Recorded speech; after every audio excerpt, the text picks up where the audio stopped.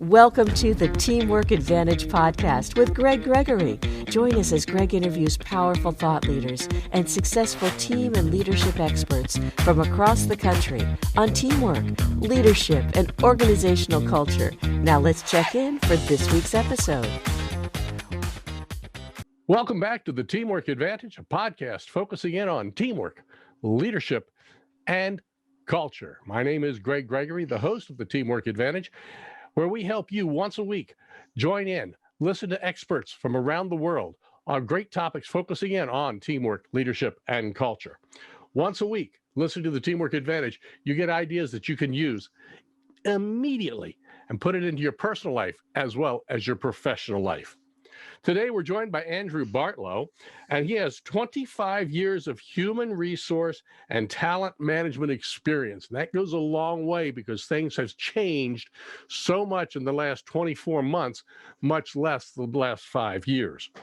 And he's worked with great organizations in a wide spectrum of sizes, maturity stages, as well as different industries. So that's going to bring us together with a whole lot of what we talk about here. He's also the co-author of Scaling for Success, People Priorities for High-Growth Organizations. He has a master's degree and top program in his field. He has been CECP, SPHR, Six Sigma, and executive coaching. We'll talk about some of that stuff as we go along because that's a whole bunch of letters. Andrew leads a company called Series B Consulting, which helps businesses to articulate, and here's the key phrase, their people strategy. So many teams, so many organizations don't have a people strategy. So Andrew helps with that and accelerate their growth while navigating rapid change. He also founded People Leadership Accelerator, which is the preeminent development program for startup HR leaders. He's worked with clients and like Masterclass and others to help them overcome obstacles in a hyper growth phase. And let's face it, there are some companies in the last year that have gone through some serious hyper growth. For the first time ever, he wants to share his lessons on podcasts, and we're excited to have him here on the Teamwork Advantage. Wow, let's have some fun. Feel free to reach out afterwards, and anything else you want to know, we can just reach out here, and we'll check in with Andrew and get back to you with all that. I'd like to say welcome, Andrew Bartlow. Hey, Greg, thanks so much. What a very kind and generous introduction. Really appreciate it. Glad to be here. Well, I'm excited about this. You know, as we've been doing the podcast now for a little over a year, we've had people from all walks of life and everything in that direction. I don't know that we've had anybody with Six Sigma trainings in here yet. And so that's exciting. So I want to talk a little bit here. We've had HR professionals, but things have changed a lot. Before we get into that, tell us a little bit about who Andrew is. I mean, those are not watching us right now. In the background in Andrew's room, he's got artwork from his kids. So, and it's absolutely fascinating little artwork. So if you get a chance, be sure to pop in and watch the video version in a couple of weeks. So, but Andrew, how'd you get started? Where'd you come from? I mean, you're in the Bay Area, things like that. Sure. Well, hey, first and foremost, I'm a dad. I'm a dad to two little girls, ages 5 and 7, and those are the artists that have the unicorns and dinosaurs and rainbows behind me. So that's a lot of fun, and that's a lot of challenge, especially in the school at home and COVID era. I live here in the San Francisco Bay Area and do a lot of work locally, as well as I guess it's turned global over the past couple of years, Zoom enabled. But originally from the Midwest, grew up outside Peoria, Illinois, Big Ten university grad, undergrad and grad school, lived all over the place, following my career, and I got into the human resources field, pretty early on. It was really kicked off by a labor strike by Dow Component Caterpillar. Caterpillar and the United Auto Workers had a 3-year labor strike when I was in high school, beginning of college. And so that really raised my awareness of labor management issues, the way that communities and companies and the employees and everybody around is affected by what's happening inside what was such a big employer in the local area. So that drew my attention to HR, and boy, I never looked back. Went to grad school for it and did it for 25 years ish in-house, and started consulting over the past 4 years or so after I really got lucky as I was the head of HR at a real estate tech company that went public on my watch. So I had a little tiny piece of a place that became, worth a lot, and that gave me the freedom to write the book and start consulting and try to share some of my learnings and hopefully accelerate some other people with fewer stub toes along the way. And there's the key word: fewer steps along the way. Yeah. Shorten their learning curve is the term that's been used for decades in that aspect. So as you came out of there, your company's called Series B, and we were just talking offline where that came from. It's part of the venture capital vernacular. Yep. So tell the listeners a little bit of where that came from and how you help, because you also talked in your introduction about hyper growth. So that all, I'm assuming, kind of ties together. That's right. That's right. Well, it's human resources is a profession that often really only exists inside giant companies where they have lots and lots, hundreds, thousands, tens of thousands of workers. And I cut my teeth, learned the work at places like Pepsi and General Electric. That's where I got my Six Sigma certification at GE back in the day. But out here in the Bay Area, especially, I guess it's everywhere. There's so many companies that are just taking off and growing like crazy, fueled by venture dollars, venture investment. And I picked Series B as the name of my company because the people and management challenges start to get really interesting and really complicated around that Series B stage. So in the VC vernacular, you get a friends and family fundraising to start your company, a seed round. A is the first institutional investment. B is the second institutional round. And so often you're around 50 to 150 employees as you're raising that B round of institutional capital. And that's where you start to see new layers of management, new management and operating processes. You're forced to evolve. And so based on my background in human resources, there's some learnings that I have to bring to the table. And I'm trying to be helpful to that high tech, high growth community that I'm a part of out here. Because so many people, as you know, they start up a company, they're really, really good at their ideas of what they do, but they don't necessarily know how to run the business aspect of it, much less the people aspect of it when they get into it. And that's where you start to come in and try and help people. When you think about maintaining the culture, it's really difficult when you take a company that started off like Walmart with Sam Walton and having a very cute, warm, small culture, or In-N-Out Burger, or how do these organizations, how can they maintain that small town culture when they start to get bigger? Now, that can also be from a company with one or two people getting a little bit bigger, not necessarily going global. Yeah. Well, I love the question. And I would actually challenge the foundational assumption of you want to keep the culture. As you grow, the culture has to change. The culture has to evolve. The way that you operate when you know each other, see each other every day in a physical environment, when it's 8 people and you know each other's families and everything that you're working on, it's very different than when you're at 80 or 800. There's a different level of communication. There's a different level of trust. You need to have some new types of processes and structure. Ooh, that feels like a dirty word when you're a small company founder or a startup leader.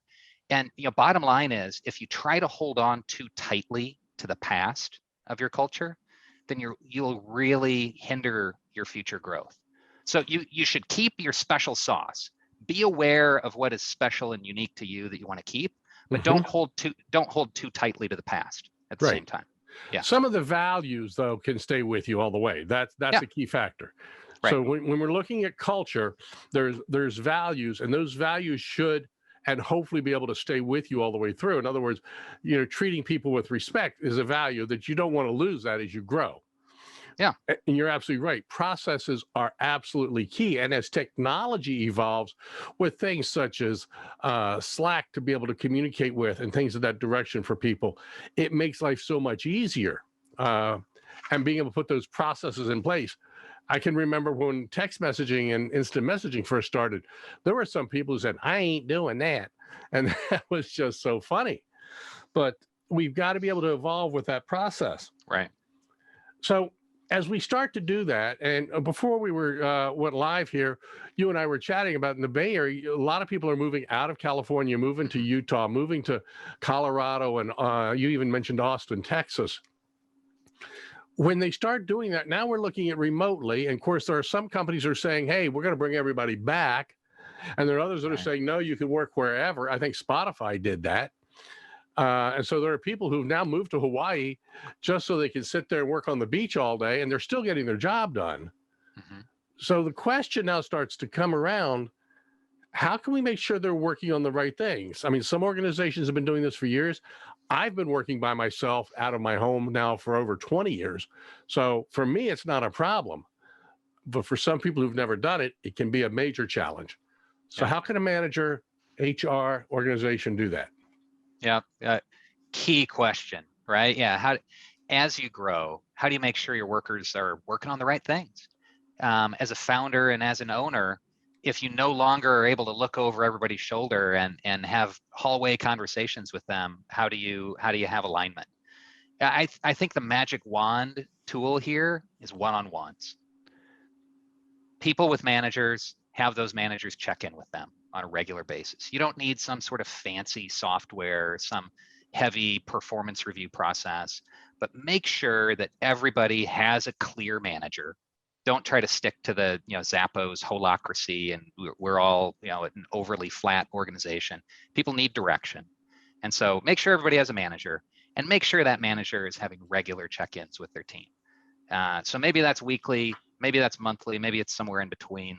But boy, that's just the magic wand tool of ensuring that people are aligned and working on the right things. And you just ladder that up. So if you're the head of an organization with 5 different layers, you as the leader of that organization is working very frequently with your direct reports, and they're working with theirs. And that sort of alignment, that's the magic wand. And you're saying this, and it sounds so simple. It sounds so logical. Mm-hmm.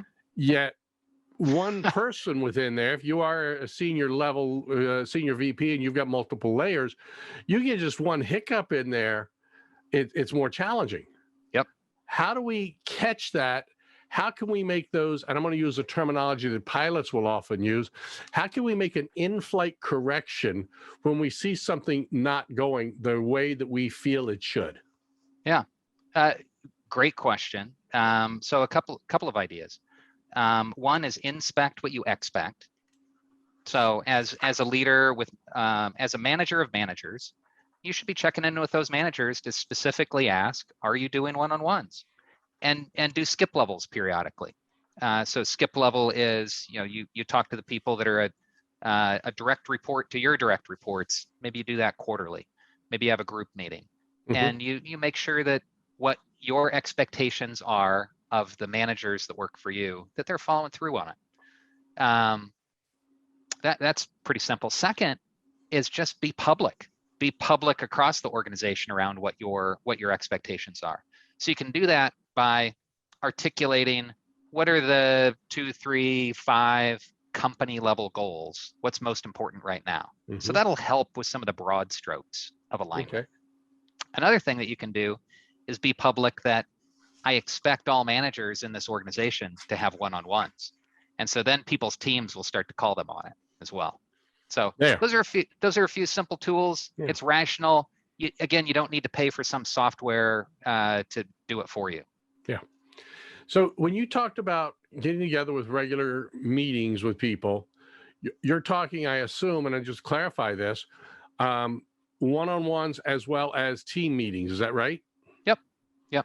So how often should organizations, in theory, I know there's no, magic wand to do this, how often should a manager be getting together with his or her team as a whole and doing a Zoom meeting?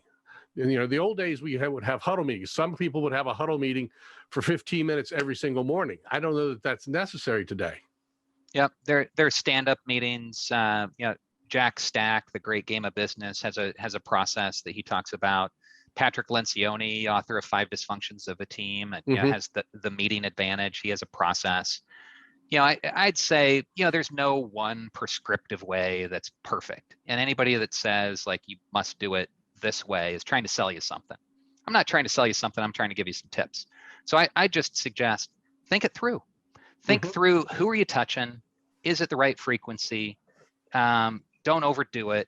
And at the same time, don't underdo it. It's the Goldilocks zone that you're looking for. Not too hot, not too cold, not too hard, not too soft. Yep, I'm familiar with that. Yeah. Yeah. So getting So together like think that. about your think about your different audiences, the people that work directly for you, the broader organization, Mhm. maybe your investors or shareholders. Like, how often are you touching them? And is it at the right depth and right frequency? And Yeah. just put it on one page and see whether it makes sense or not. Yeah. And the same thing now can apply when we're talking about, church choir groups, HOA groups and meetings and associations and things of that direction. Is the leaders of that organization should be touching base with their direct reports within that follow through as well. Sure. Yeah, even in a family relationship, how often are you getting your spouse time? How often are you getting your kid time or your grandparent parent time? Those are Okay. different people that you're touching at different times. And what's the depth and what's the frequency? Does it make sense once you look at it? So when you start looking at that, do you advocate for a time block situation? Does that work for you? Is that, Oh, yeah. or what do you think? Yeah, I'm a slave to my calendar. If it's not in my calendar, I don't know if it's going to happen. And boy, there's nothing better for me than those recurring meetings that show up in my Google Calendar or Outlook or whatever. And Mhm. so, if you block it, for me, if you block it, it happens. If you block it, it will happen. Yeah. To take the line from the movie, right? If you build it, they will come. Yeah. If you block it, it will happen. So when we talk about hiring today, whether we're hiring frontline direct reports or whether we're in a senior level, what are some tips you might think about hiring today? Because let's face it, there's possibility that those people may not ever work in the office. You may not ever see them face to face. What tips do you have for a manager looking to do some hiring today? Yeah. It's it's a different environment where you're doing full Zoom interviews for a lot of people. I'd suggest that have a plan in your interview. What are you looking for? Be clear in the job description. Be clear in your conversation. It's not just a fit. It's about skills. What's the knowledge? What are the skills? What are the abilities that you're testing for? Is it a good fit for that person? Does this job make logical sense to them?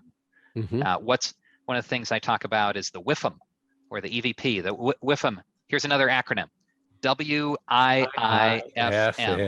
Yep. What's in it for me?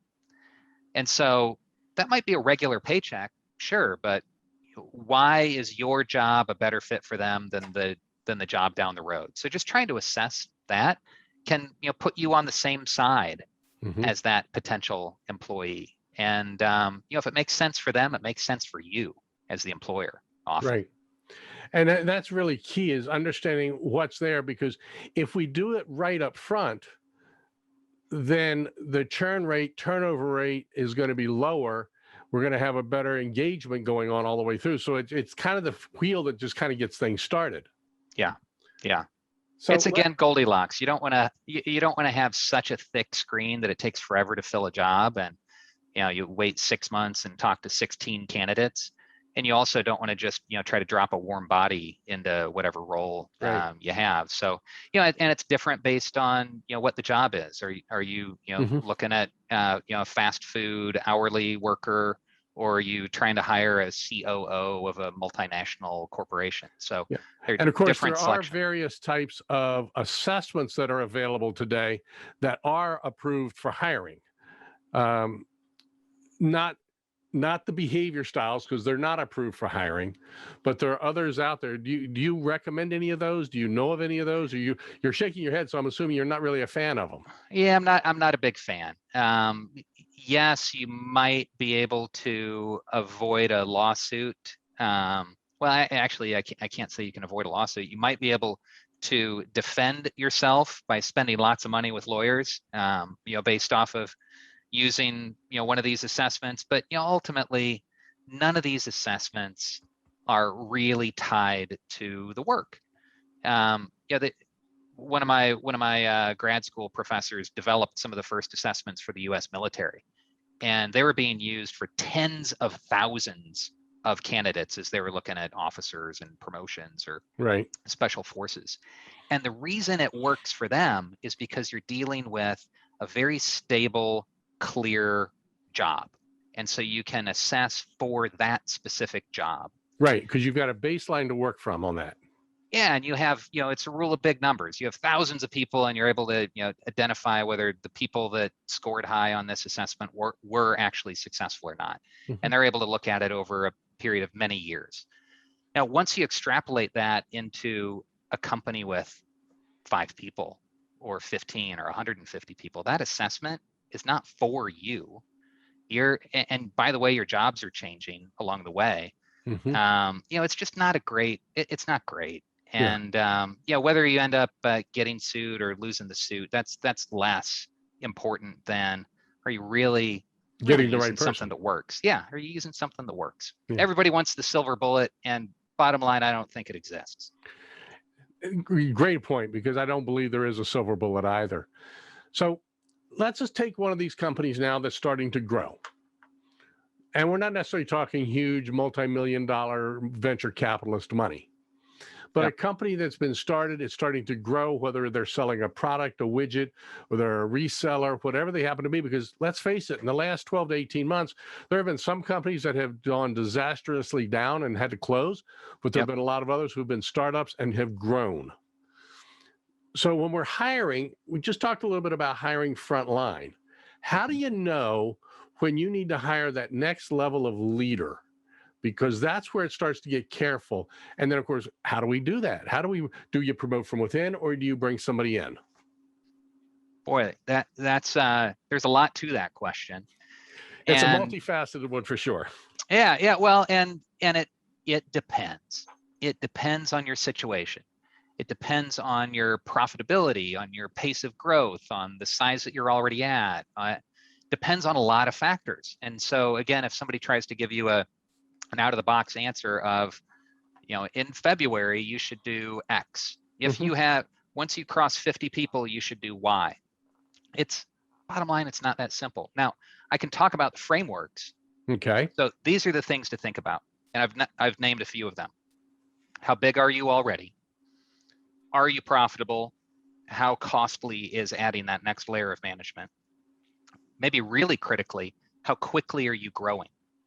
So that will indicate, are you hiring a future department head, or are you hiring someone that is purely operational, roll up their sleeves and do the work? So whenever possible, if you're growing quickly, you want to hire the future head of that area, somebody that can be a player coach. Whenever possible, you want to hire someone that has some stretch. But that's dependent on pace of growth. If you're only hiring one person this year, then you have a different set of criteria. Mm-hmm. So yeah, that's the framework. Pace of growth, how important those marginal dollars are to you, what's the work to be done. That's some of the framework around how do I decide when. Now, here's another maybe more practical tip. Spans and layers, management span and management layers. So by span, I'm talking about how many direct reports does a manager have. And so your span is 10 if you have 10 direct reports. Some managers can handle more people than others. So we're talking generalizations. So you're talking manager skill drives some of it. Another is how different is the work that those direct reports are doing. If you're in a call center and you have inside salespeople that are all doing exactly the same work, they're all in the same physical building, they're all doing fairly routine operational work, you might be able to handle as many as 15 or 20 direct reports. If you're a CEO who has marketing and sales and technology and very, very different types of work that they're trying to manage, then you can probably only handle 4 to 6. So on the very high end, 15 or 20. On the low end, 4 to 6. For most job types, you're looking at a 7 to 10 span of control. And so, just thinking about those frameworks and, hey, if I have 12 people right now and I'm feeling really stretched and I'm not getting the time to do one-on-ones with them, I don't feel like I have a good idea of what they're working on, it's pretty different, then it might be time to start thinking about, carving that up in half. And instead of the 12, you have 6 and grow into it. So think of span of control. So when you look at that, some companies would look at that and go, but if I take that, hire a person, go to 6, we're going to be not as profitable because it's going to take a while to grow into that. For sure. What do you tell somebody? Because logically, I know that's the right move, but they're looking at the wallet and the budget lines and going, I don't think that's the right move. Yeah, that goes back to the framework that I talked about early on, which is what's your profitability? What's your pace of growth? Mm-hmm. If you're going to go from that 12 into 2 managers with 6 each, are you going to stay at 6 each for the next 6 to 12 months? Or are you hiring so quickly that 6 is going to turn into 10 each? Exactly. Right. So okay. that's why it's not an easy answer to say, hey, once you hit 8 people, you need to carve it up. No, it depends. It depends on all these factors. And that's why it's complicated. Right. And it's possible that John may be able to handle 8 to 10, where Bill may only be able to handle 3 to 5, even in the same area of work. Bingo. So their end gets to be a challenge. Yep. Today's world, we're looking at people almost like it was. I was in the mortgage banking business back in the 1980s when the refi boom started to hit. Mm-hmm. And next thing you know, there was job hopping. People would leave one company to another company, sometimes 2 and 3 companies in a 24-month period, because they're picking up raises and bonuses and everything else. And again, I know there's no magic bullet. If we're doing everything right, we're going to retain our employees. But what are some tips that you might offer today in this changing environment to help retain employees? Yeah, I think it's really valuable for an employer to think about the WIFM, and think another acronym. Love my acronyms is. And you're not from DC either. Yeah, true. Is EVP, Employment Value Proposition. So that's another way of thinking about what's in it for me. But that might be a subset of your workforce. So what are you as an employer offering to your technology team? What are you offering to your general and administrative team or your sales team? What's in it for them? Why would your job appeal to them versus their alternatives? Okay. In today's environment, we're looking at more and more companies that are considering fully distributed workforces. So people all over the place. And if you are mandating that they come back into a central office, that's a trade-off. Some people might like that. It might turn other people off. So what are the trade-offs that are inherent in your employment value proposition? Do you pay at the top of the market or do you pay at the middle of the market? Is it a tough work environment or is it a really family-friendly work environment? Does it appeal more to people with kids or does it appeal more to people very early in their career? So startups are classically focused on early career people that are just willing to grind and work really hard and have no other priorities in their lives. And that leads to trying to drive more of a social atmosphere in the organization. Okay. So, those startups really appeal to the millennial, childless, often workers, and that's kind of the classic framework of a culture at those organizations where people are trying to get promoted quickly. They don't have big mortgages and paying bills for kids to go to school, so they're willing to take a gamble on rapid career growth. Whereas a Procter & Gamble or a General Electric or a big Fortune 500 company offers more stability and more regimented and structured growth. So anyway, I could go on about this. The point is, think about who you're appealing to and why. And that might allow you to make some decisions around how to change your offering or how to talk about your offering. And if it's not compelling to the group of people that you need working for you, then hey, it's time to pull a lever, make a shift. Yeah, some kind of a shift through there, exactly. Because the one thing you don't want is to bring somebody in that's not going to be a fit, and 8 months to a year, they're gone. Right. And Right. that's a huge challenge. Yeah. And hey, that said, you're never going to please everybody all the time. Oh, never. Right.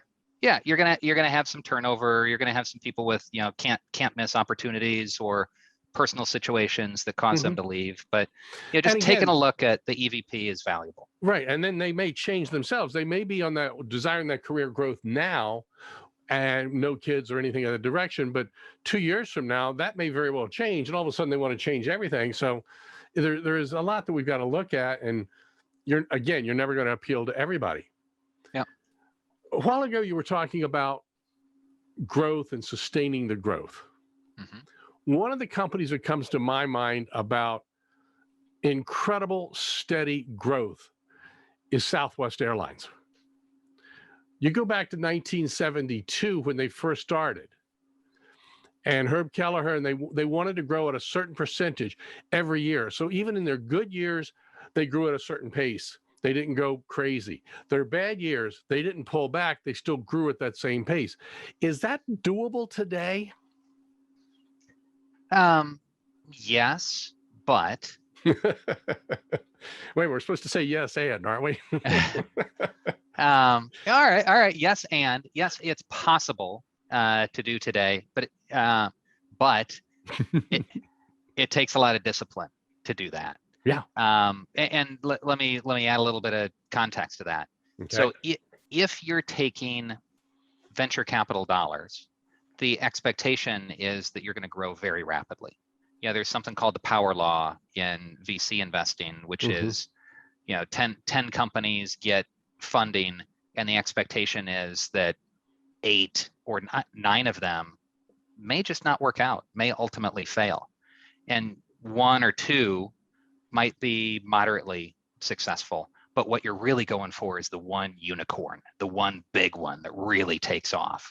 And so, it's more gambling in especially early stage VC. So when you get the VC dollars, the expectations are that you're gonna really put on the gas to grow. Okay. And that can be fantastic. That can help organizations drive to their highest and best use. And there are plenty of organizations that have had a ton of success with VC investment. But it's also risky, right? When you take those dollars, the expectations are that every 18 to 24 months you're going to be raising again. You'll be unprofitable along the way because you're trying to drive growth, and it's more of a winner take all market in those cases. So the bootstrapped organizations that are trying to be cost conscious and grow profitably may not grow as quickly, right, but they can often grow more sustainably. Right. And that's what I'm looking at is a small to mid-sized company can possibly have a better shot at doing that Southwest type of model than somebody going after the venture capital money. Is that right? Yeah. It's trade-offs. It's trade-offs though. Like if you're going for the VC dollars, there's a reason for it. You're not just going for the dollars to have the dollars, because you're offering up control to those investors. There's a reason for trying to get the fast pace of growth. Maybe you need to make a move in that marketplace, or it won't be, or somebody else will take it. Yeah. In Southwest, they had a brand, they had a process. They were just looking for new gates at new airports ultimately to offer more lines. Whereas if you're in a technology field, you're trying to build that product as fast as you can and attract users before somebody else does it. So it's a different pace of competition in different industries. Yeah, and that's the key factor.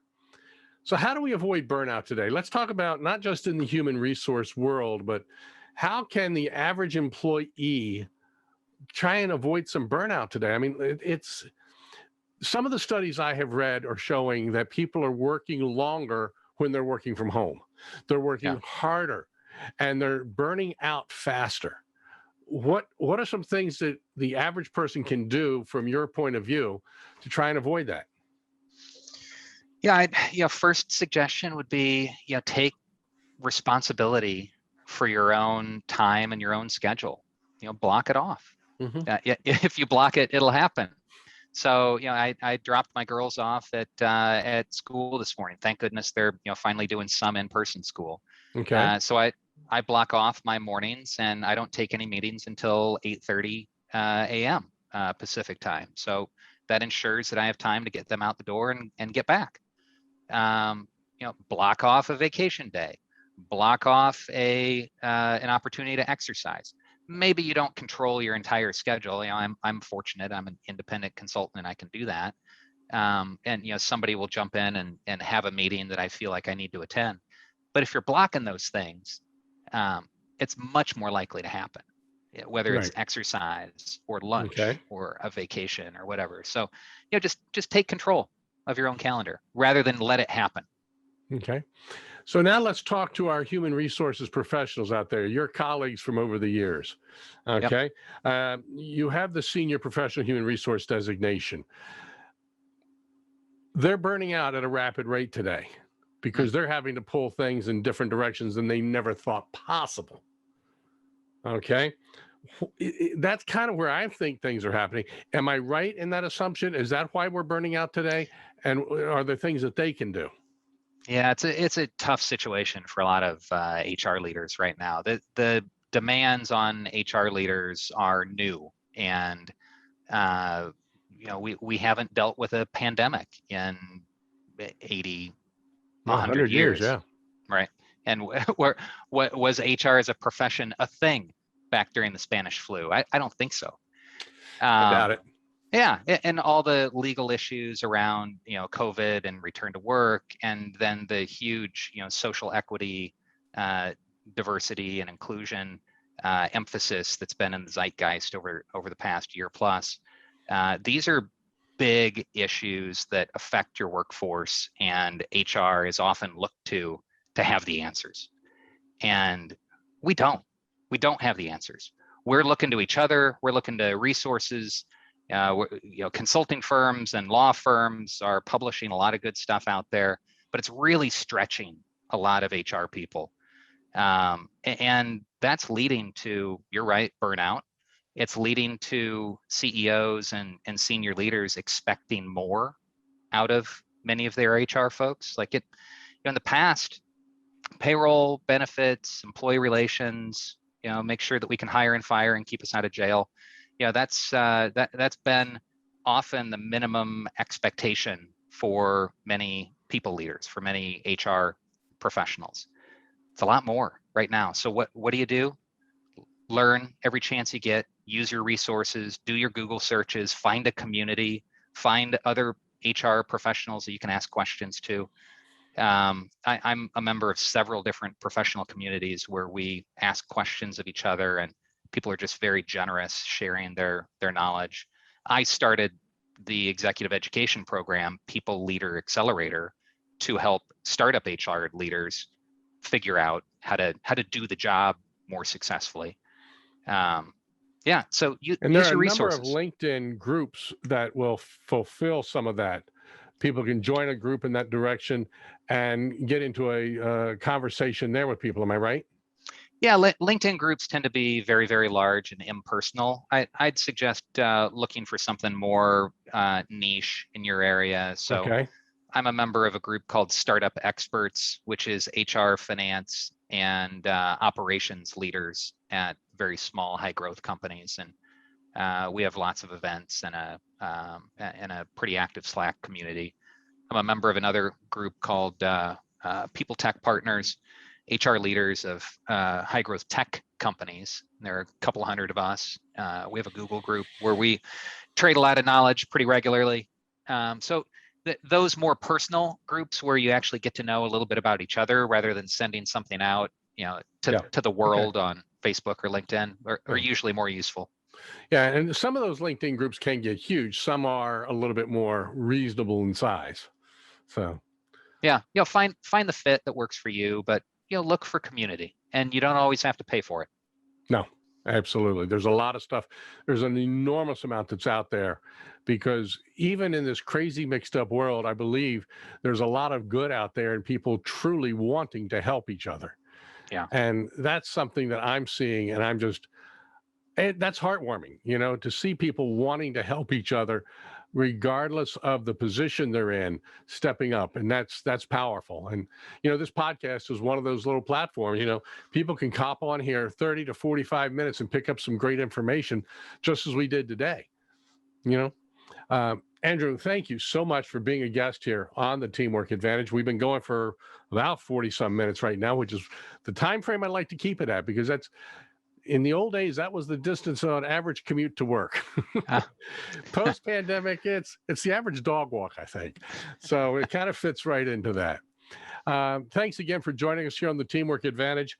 Until next week, remember that having a good day is just being average. When you listen to the Teamwork Advantage, you're not average. So make today an excellent and exceptional day. Next week, we'll be back with another guest on the Teamwork Advantage. Bye-bye. You've been listening to the Teamwork Advantage with Greg Gregory. Be sure to like, subscribe, and activate the bell icon to be notified of future episodes. To learn more about how Greg can help your organization develop a powerful winning culture, visit TeamsRock.com. That's TeamsRock.com.